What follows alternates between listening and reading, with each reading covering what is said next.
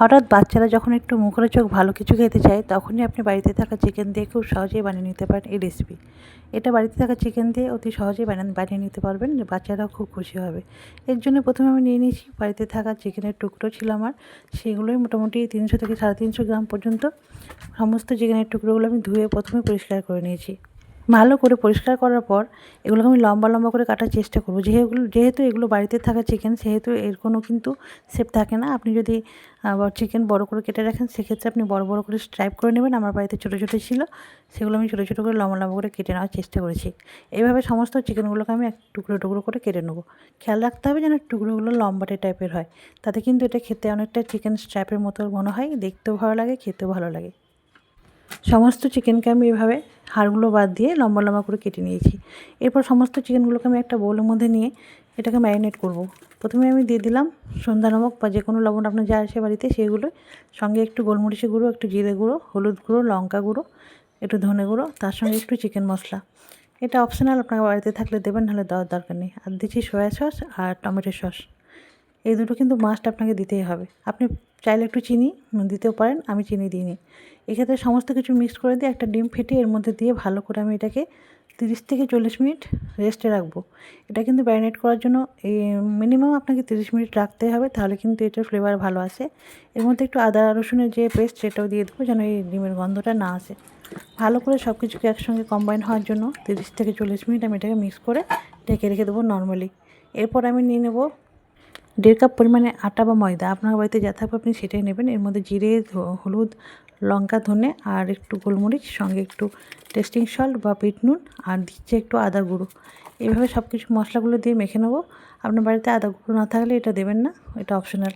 এরপর সমস্ত কিছুকে একসঙ্গে মিক্স করে যে চিকেন স্ট্রাইপগুলো বানিয়েছি সেগুলো আমি এক এক করে এই ময়দার মধ্যে মিক্স করে নেবো। দেখুন কত সুন্দরভাবে এটা চিকেন স্ট্রাইপের মতোই মনে হবে দেখতে, আর খুব সুন্দর হয় খেতেও।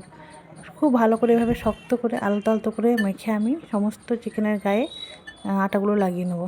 খেয়াল রাখতে হবে এক্ষেত্রে কিন্তু খুব জোরে চাপ দিলে হবে না, আবার খুব হালকা করে করলে হবে না। আপনাকে বাইন্ডিং করার জন্য একটু চাপ দিতে হবে।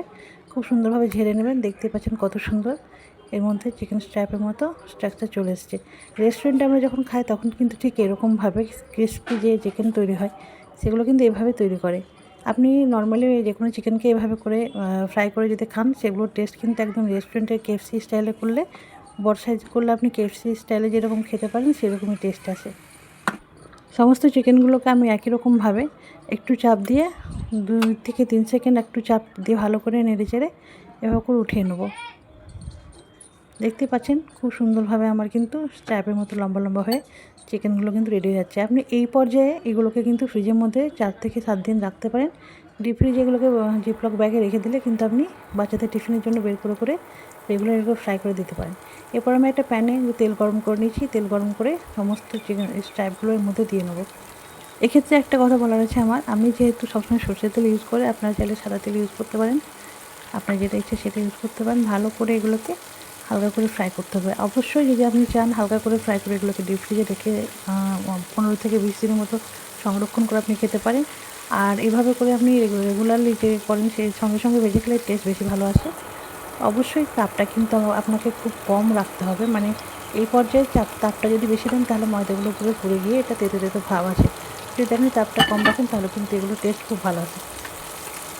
এক এক করে আমি সমস্ত স্ট্রাইপগুলো এইভাবে ভেজে নিই। দেখতেই পাচ্ছেন কালারগুলো কত সুন্দর আছে।